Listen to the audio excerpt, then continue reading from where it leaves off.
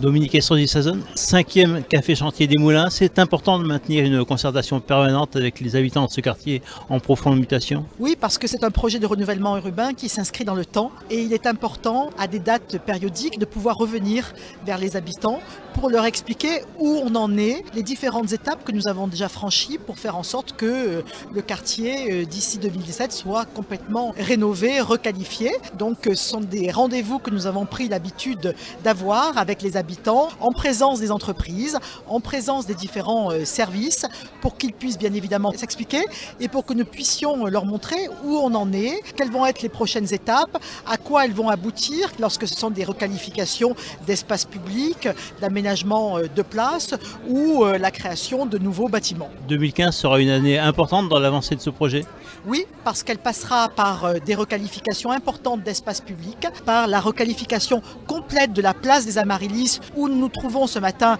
qui est vraiment la place du cœur de quartier, qui doit demain être une place accueillante, conviviale, qui verra aussi sur une partie de cette place la réalisation d'une surface commerciale de proximité que les habitants attendent avec impatience et puis qui va voir aussi le désenclavement complet de la cité avec son ouverture de l'est vers l'ouest pour pouvoir faire en sorte que cette cité, qui était une cité enclavée, eh bien, ce soit un quartier à part entière, que l'on puisse traverser, que des personnes de l'extérieur du quartier puissent venir, soit pour aller vers des commerces, soit tout simplement pour venir rencontrer les habitants qui se trouvent dans le quartier des Moulins. L'ouverture de ce quartier sur la ville passe par la création de cette avenue Martin Luther King. Oui, c'est principalement l'axe fort, puisque c'était aussi une des conditions pour que nous puissions mener à bien ce projet de renouvellement urbain, c'est que nous puissions réaliser des voiries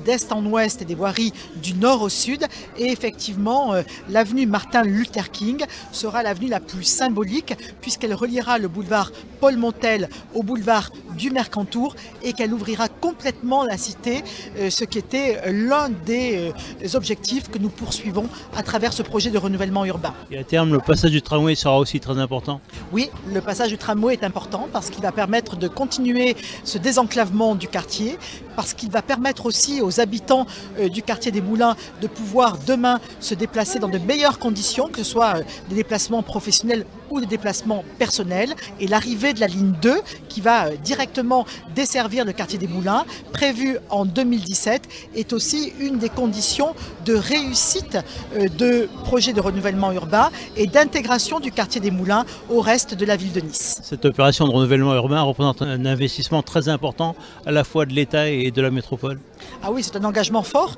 des différents partenaires, principalement la métropole, mais aussi les services de l'État, mais aussi les services du Conseil général et de Côte d'Azur Habitat. Ce sont des investissements financiers et publics qui sont extrêmement lourds dans des périodes où les collectivités sont elles aussi soumises à une raréfaction des finances publiques. Ici, dans le quartier des Moulins, ce sont plus de 210 millions d'euros qui seront investis et c'est vrai que c'est un effort considérable, mais c'est aussi un effort que nous avons voulu parce qu'il est très important pour le développement de cette partie du territoire qui se trouve en plein cœur de l'opération d'intérêt national et qui doit contribuer demain à l'aménagement du territoire métropolitain. Un effort qui impose aussi des devoirs pour les habitants de ce quartier. Il va de soi que pour que ce projet soit une réussite, d'abord il faut que ce projet se soit approprié par les habitants. C'est la raison aussi pour laquelle nous menons des cafés chantiers pour que à chaque fois les habitants se sentent concernés, se sentent acteurs de leur quartier